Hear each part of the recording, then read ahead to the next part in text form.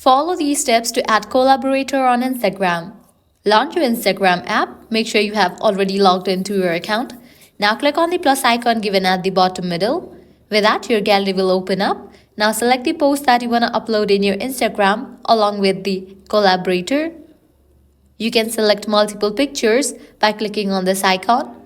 Once you select it, click on next. Now from here you are able to edit the post. You can use different filters, effects like voice music and then click on next. Once you're on this page, now click on the option tag people.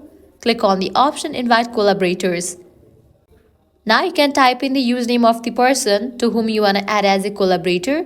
After the person's username appears, click on it. Click on done. With that, you have invited the selected person to add as a collaborator on Instagram.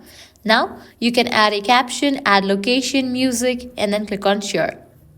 Once you upload the post, the person will be invited as a collaborator. In case the person accepts the request, this post will appear in the person's profile as well. So this way you are able to add collaborator on Instagram. If this guide was helpful, don't forget to like, share, and subscribe to our channel. Thanks for watching.